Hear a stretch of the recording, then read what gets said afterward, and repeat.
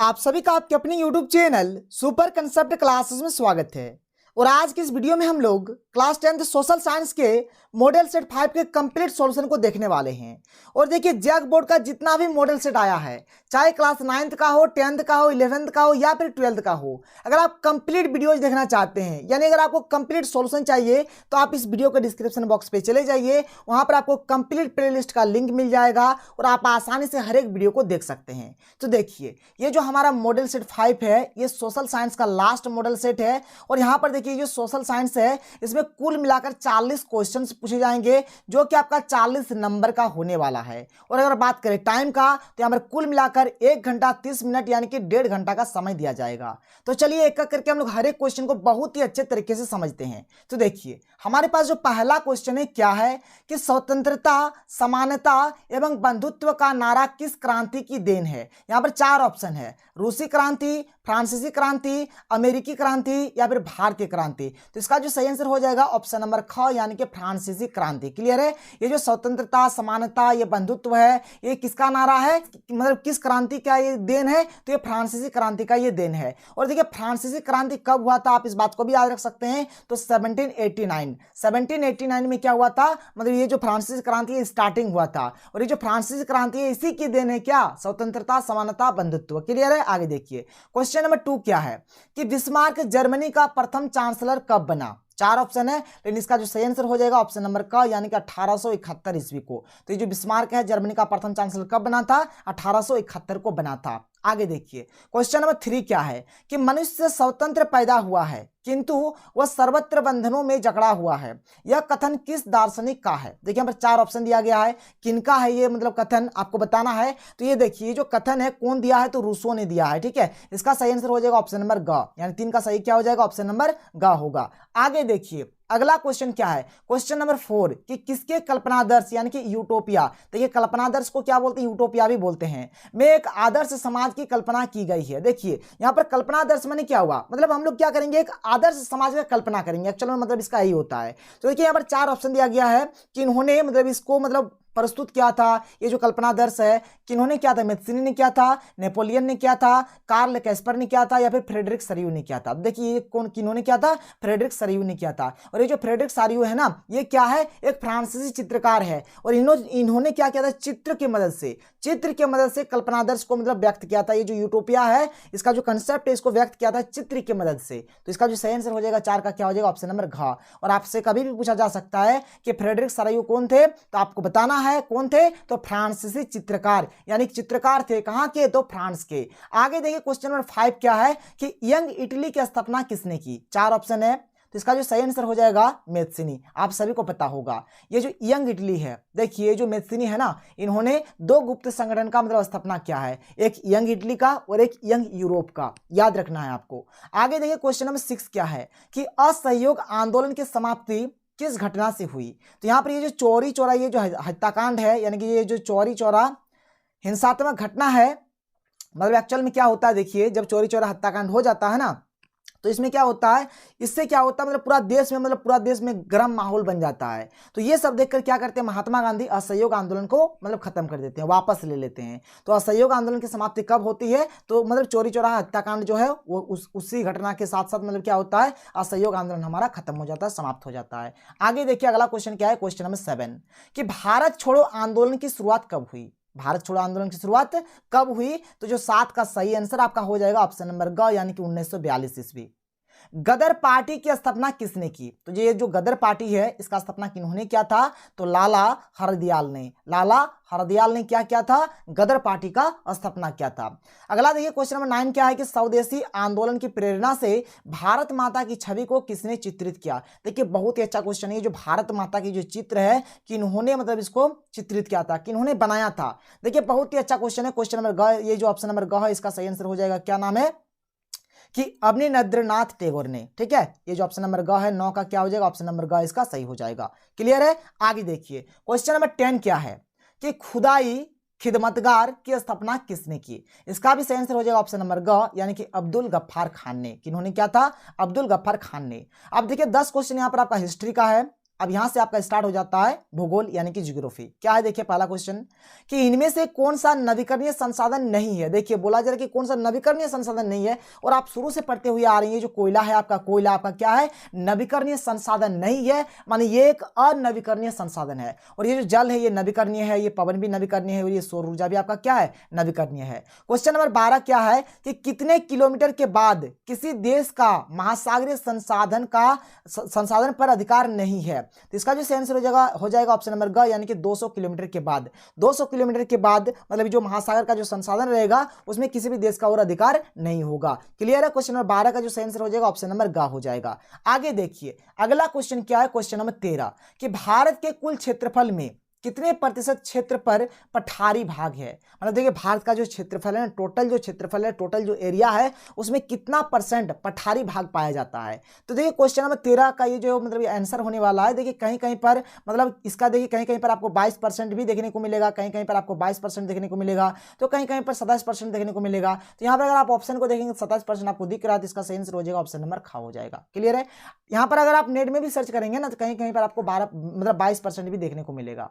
आगे देखिए question number 14 क्या है कि मृदा अपरदन का कौन सा कारण नहीं है। मृदा अपरदन का कौन सा कारण नहीं है, जल, वायु, वन या फिर हिम। तो हिम, इसका आंसर हो जाएगा हिम। बर्फ से तो कोई लेना देना नहीं है मृदा अपरदन का, तो इसका आंसर हो जाएगा ऑप्शन नंबर ग, यानी कि 14 का सही हो जाएगा ऑप्शन नंबर ग। आगे देखिए क्या है क्वेश्चन नंबर 15 क्या है कि भारत में उपलब्ध स्तनधारियों में से कितने प्रतिशत को लुप्त होने का खतरा है। देखिए ये जो क्वेश्चन है इसका अभी तक आंसर नहीं मिला है, इसका सटीक आंसर नहीं मिला है। कहीं कहीं पर 10% दिख रहा है, कहीं कहीं पर 15% दिख रहा है, तो यहाँ पर मतलब सटीक आंसर नहीं मिल रहा है, तो इसलिए इस क्वेश्चन का भी मैं फिलहाल स्किप कर देता हूँ। और सपोज अगर आपको पता है इसका आंसर क्या होगा तो आप नीचे कमेंट सेक्शन पे कमेंट करके बता सकते हैं। तो ये जो क्वेश्चन है 15 है, देखिए यहाँ पर मेरा जो पर्पस है मैं आपको गलत नहीं बताना चाहता हूँ, इसलिए इस क्वेश्चन को अभी मैं स्किप कर देता हूँ। आगे देखिए क्वेश्चन नंबर 16 क्या है कि सदाबहार वृक्ष चीड़ एक औषधीय वनस्पति है, यह किस राज्य में पाया जाता है। तो याद रखिएगा हिमाचल प्रदेश में। इसका जो सही आंसर हो जाएगा ऑप्शन नंबर घ, यानी कि हिमाचल प्रदेश। क्लियर है। 16 का सही क्या हो जाएगा ऑप्शन नंबर घ। 17 क्या है कि पेड़ एक विशेष अस्मित, दयालु और उदारपूर्ण जीवधारी है जो अपने सतत पोषण के लिए कोई मांग नहीं करता है और दानशीलता पूर्वक अपने जीवन की क्रियाओं को भेंट करता है। यह सभी की रक्षा करता है और स्वयं पर कुल्हाड़ी चलाने वाले विनाशक को भी छाया प्रदान करता है। यह कथन किसका है। ये जो कथन दिया है किन्होंने दिया है, तो देखिए यहाँ पर ये जो कथन है ये जो कथन है कौन दिया है, तो गौतम बुद्ध जी ने दिया है, तो इसका सही आंसर हो जाएगा ऑप्शन नंबर ख। क्लियर है, गौतम बुद्ध। आगे देखिए क्वेश्चन नंबर 18 क्या है आपका कि विश्व में कुल आयतन का लगभग कितना प्रतिशत भाग महासागरों में पाया जाता है। यहाँ पर एक्चुअल में देखिए यहाँ पर क्वेश्चन में थोड़ा सा कहीं पर ना कहीं थोड़ा मिसप्रिंट है कि विश्व में कुल आयतन का लगभग, ठीक है, यहाँ पर जल बोला जाता है, जल कितना जल। देखिए विश्व में जितना भी जल है ना, टोटल जो वॉल्यूम है, टोटल जो आयतन में जितना भी जल पाया जाता है विश्व में, बोला जाता है कि महासागर में कितना परसेंट पाया जाता है। तो महासागर में आपका पाया जाता है 71%। कितना, 71%। तो इसका आंसर हो जाएगा ऑप्शन नंबर क। आगे देखिए 19 नंबर क्या है कि बहुउद्देश्य परियोजनाओं का कौन सा लाभ है। बाढ़ पर नियंत्रण, सिंचाई की सुविधा, जल विद्युत उत्पादन या फिर उपरोक्त सभी। देखिए बहुउद्देश्य परियोजना में तो सब कुछ आ जाता है। बाढ़ पर नियंत्रण पा सकते हैं, सिंचाई की सुविधा हो जाएगी, यहाँ से जल विद्युत उत्पादन कर सकते हैं। तो इसका जो सही आंसर हो जाएगा ऑप्शन नंबर घ, यानी कि उपरोक्त सभी। क्वेश्चन नंबर 20 क्या है कि पश्चिमी राजस्थान में वर्षा जल संग्रहण की रीति किस कारण से कम हो रही है। किस कारण से, वर्षा नियमित होने से, इंदिरा गांधी नहर से, बारहमासी जल सुविधा से, भूमिगत जलस्तर में कमी हो जाने से, या फिर इनमें से कोई नहीं। तो इसका जो सही आंसर हो जाएगा ऑप्शन नंबर ख, यानी कि इंदिरा गांधी नहर से, बारहमासी जल सुविधा से। ठीक है। आगे देखिए अगला क्वेश्चन क्या है, क्वेश्चन नंबर 21। क्वेश्चन नंबर 21 देखिए क्या है, क्वेश्चन नंबर 21 यहाँ पर है। यहाँ पर देखिए क्या है कि किसी देश की राष्ट्रीय आय को उसकी कुल जनसंख्या से भाग देने पर निम्नलिखित से क्या प्राप्त होता है। बात समझ में आया। बहुत ही अच्छा क्वेश्चन दिया गया है। क्वेश्चन नंबर 21 का जो सबका सही आंसर हो जाएगा क्या हो जाएगा ऑप्शन नंबर ख, यानी कि सकल घरेलू उत्पाद। क्या हो जाएगा, सकल घरेलू उत्पाद हो जाएगा। क्वेश्चन नंबर 22 क्या है, देखिए कि एक अमीर परिवार की लड़की के लिए विकासात्मक लक्ष्य क्या हो सकता है कि अधिक दिनों तक काम मिले, उसके भाई को जितनी स्वतंत्रता मिलती है उतनी स्वतंत्रता उसे भी मिले, बेहतर मजदूरी मिले, अधिक बिजली प्राप्त हो। तो क्वेश्चन नंबर 22 का जो सही आंसर हो जाएगा ऑप्शन नंबर ख, यानी उसके भाई को जो भी मतलब स्वतंत्रता मिलेगा उन्हें भी वही स्वतंत्रता मिलना चाहिए। तो ऑप्शन नंबर ख इसका सही हो जाएगा। 22 का क्या होगा, ऑप्शन नंबर ख हो जाएगा। आगे देखिए क्वेश्चन नंबर 23 क्या है कि शिशु मृत्यु दर क्या सूचित करता है। कौन नंबर क्या है कि 7 वर्ष और उससे अधिक आयु के लोगों में साक्षर जनसंख्या। ठीक है, देखिए यहाँ पर जब शिशु मृत्यु दर होगा तो यहाँ पर साक्षर का तो बात होगा ही नहीं, ये तो कभी जिंदगी में होगा नहीं। किसी वर्ष में पैदा हुए 1000 जीवित बच्चों में से 1 वर्ष की आयु से पहले मर जाने वाले बच्चों का अनुपात। ठीक है, देखिए यहाँ पर मरने का बात हो रहा है, इसको आप थोड़ा सा मतलब माइंड में रखिएगा। आगे देखिए क्या है कि स्कूल जाने वाले बच्चों की संख्या, यहाँ पर स्कूल का तो बात ही नहीं होगा क्योंकि यहाँ पर मर रहा है ना, मृत्यु हो रहा है। 1 वर्ष में जन्म लेने वाले कुल बच्चों की संख्या, ये भी नहीं होगा, यहाँ पर तो जन्म का बात हो रहा है। लेकिन यहाँ पर देखिए शिशु मृत्यु के बारे में पूछा गया ना, तो मर कहाँ रहा है, ये जो ऑप्शन नंबर ख है इसमें तो मर रहा है, और एक्चुअल में यही इसका सही आंसर भी होता है। शिशु मृत्यु दर हम लोग इसी को बोलते हैं। क्लियर है, आगे देखिए क्वेश्चन नंबर 24 आपका क्या है, और यहाँ पर देखिए क्वेश्चन नंबर 24 देख लीजिए कि निम्नलिखित में से ऊर्जा के मुख्य स्रोत कौन कौन से है। कोयला, पेट्रोलियम, विद्युत या फिर उपरोक्त सभी। तो सब के सब तो आपका ऊर्जा का ही स्रोत है, तो इसका आंसर हो जाएगा ऑप्शन नंबर घ। क्वेश्चन नंबर 25 क्या है कि निम्नलिखित में से कौन सी आर्थिक गतिविधियां तृतीयक क्षेत्र में नहीं आती है। देखिए तृतीयक क्षेत्र का मतलब होता है सेवा क्षेत्रक। तो देखिए बैंकिंग से हमें सेवा मतलब मिलता है, अध्यापन से भी सेवा मिलता है, किसी कॉल सेंटर में काम करना इससे भी क्या होता है, सेवा का ही मतलब बात होता है। लेकिन ये जो मधुमक्खी पालन है यहाँ पर, ये तो मतलब कोई चीज को पालन कर रहे हैं ना, ये तो हमारा प्राथमिक क्षेत्र में चल जाता है। ठीक है, तो इसका जो सही आंसर हो जाएगा ऑप्शन नंबर ख हो जाएगा। क्लियर, ऑप्शन नंबर ख इसका सही हो जाएगा। 25 का क्या हो जाएगा, ऑप्शन नंबर ख हो जाएगा।